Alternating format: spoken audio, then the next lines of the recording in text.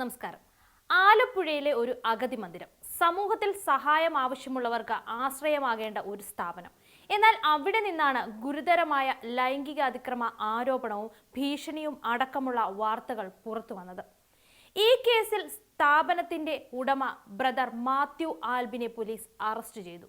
പരാതിക്കാരിയുടെ മൊഴി പുറത്തു വന്നതായി റിപ്പോർട്ട് ചെയ്യപ്പെട്ട ഫോൺ സംഭാഷണം, പോലീസിന്റെ നടപടി ഇവയെല്ലാം ചേർന്നാണ് ഈ കേസിലേക്ക് വലിയ ശ്രദ്ധ തിരിഞ്ഞത്. ആലപ്പുഴ പുന്നപ്രയിലെ ശാന്തിഭവൻ അഗതി മന്ദിരത്തിൽ ജോലി ചെയ്തിരുന്ന ഒരു യുവതിയാണ് പോലീസിൽ പരാതി നൽകിയത്. സ്ഥാപനത്തിന്റെ ഉടമ ബ്രദർ മാത്യു ആൽബിൻ പണം വാഗ്ദാനം ചെയ്ത് ലൈംഗിക ബന്ധത്തിന് നിർബന്ധിച്ചുവെന്നാണ് പരാതിയിൽ പറയുന്നത്. പരാതി ലഭിച്ചതോടെ പുന്നപ്ര പോലീസ് അന്വേഷണം ആരംഭിച്ചു. പരാതിക്കാരിയുടെ മൊഴിയും മറ്റ് തെളിവുകളും ശേഖരിച്ച ശേഷം ബ്രദർ മാത്യു ആൽബിനെ പോലീസ് അറസ്റ്റ് ചെയ്തു. കേസുമായി ബന്ധപ്പെട്ട് പിന്നീട് പുറത്തു വന്നതായി റിപ്പോർട്ട് ചെയ്യപ്പെട്ട ഒരു ഫോൺ സംഭാഷണമാണ് വലിയ ചർച്ചയായത്. ആ സംഭാഷണത്തിൽ തനിക്കെതിരെ ഗുരുതരമായ കേസ് ഉണ്ടായിട്ടും ആരും അന്വേഷിക്കാൻ വന്നിട്ടില്ലെന്ന് ഇയാൾ പറയുന്നതായി റിപ്പോർട്ടുകളുണ്ട്. ഇപ്പോൾ മന്ത്രിസഭയിലുള്ള ചില രാഷ്ട്രീയ നേതാക്കളെ താൻ കണ്ടിട്ടുണ്ടെന്നും ഇയാൾ അവകാശപ്പെടുന്നതായും പറയുന്നു. അതിലുപരി ചിലരെ കൊല്ലുമെന്ന തരത്തിലുള്ള ഭീഷണിയും സംഭാഷണത്തിൽ ഉണ്ടായിരുന്നുവെന്നാണ് റിപ്പോർട്ട്. അതിൽ ശാന്തിഭവന്റെ മുൻ മാനേജറെയാണ് ആദ്യം ലക്ഷ്യമിടുന്നതെന്ന് പറയുന്നതായും ആരോപണമുണ്ട്.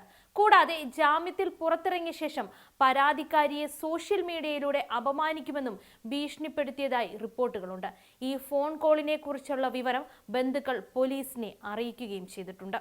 മുൻപ് ഒരു കൊലപാതക കേസിൽ ശിക്ഷ അനുഭവിച്ച വ്യക്തിയാണ് മാത്യു ആൽബിൻ. ജയിൽ മോചിതനായ ശേഷം ജീവിതത്തിൽ മാറ്റം വന്നുവെന്ന് പറഞ്ഞ ഇയാൾ പുന്നപ്രയിലെ ശാന്തിഭവൻ എന്ന അഗതി മന്ദിരം ആരംഭിച്ചു.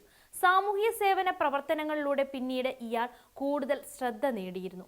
എന്നാൽ ഇപ്പോൾ അതേ സ്ഥാപനത്തിൽ നിന്നാണ് ഗുരുതരമായ ലൈംഗിക അതിക്രമ പരാതി ഉയർന്നിരിക്കുന്നത്. നിലവിൽ കേസുമായി ബന്ധപ്പെട്ട എല്ലാ സാഹചര്യങ്ങളും പോലീസ് പരിശോധിച്ചു വരികയാണ്. പരാതിക്കാരിയുടെ മൊഴി, സാക്ഷിമൊഴികൾ, ഡിജിറ്റൽ തെളിവുകൾ, ഫോൺ സംഭാഷണങ്ങൾ എന്നിവയും അന്വേഷണത്തിന്റെ ഭാഗമാകും. ഒരു വ്യക്തിക്കെതിരെ പരാതി ലഭിക്കുകയും അറസ്റ്റ് നടക്കുകയും ചെയ്യുന്നതുകൊണ്ട് മാത്രം കുറ്റം തെളിഞ്ഞുവെന്ന അർത്ഥമില്ല. ഇന്ത്യൻ നിയമപ്രകാരം ഓരോ പ്രതിക്കും കുറ്റം തെളിയുന്നതുവരെ നിരപരാധിത്വത്തിന്റെ അവകാശമുണ്ട്. അതിനാൽ ഈ കേസിലെ ആരോപണങ്ങൾ കോടതിയിൽ പരിശോധിക്കപ്പെടേണ്ടത് വളരെ അത്യാവശ്യമാണ്. ആശ്രയവും സുരക്ഷയും നൽകേണ്ട ഒരു സ്ഥാപനത്തെ ചുറ്റിപ്പറ്റിയാണ് ഈ ഗുരുതരമായ ആരോപണങ്ങൾ ഉയർന്നിരിക്കുന്നത്. പരാതിക്കാരി മുന്നോട്ട് വെച്ച ആരോപണങ്ങൾ, പുറത്തു വന്നതായി റിപ്പോർട്ട് ചെയ്യപ്പെട്ട ഭീഷണി ഫോൺ സംഭാഷണം, പോലീസിന്റെ അറസ്റ്റ് ഇവയെല്ലാം ഈ കേസിനെ ശ്രദ്ധേയമാക്കുന്നുണ്ട്. എന്നാൽ അന്വേഷണവും കോടതിയിലെ നടപടികളും പൂർത്തിയാകുന്നതുവരെ ആരോപണങ്ങളെ അന്തിമ സത്യമായി കാണാൻ കഴിയില്ല. നിയമ നടപടികൾ പൂർത്തിയാകുന്നതോടെ മാത്രമേ ഈ കേസിന്റെ യഥാർത്ഥ ചിത്രം വ്യക്തമാകൂ.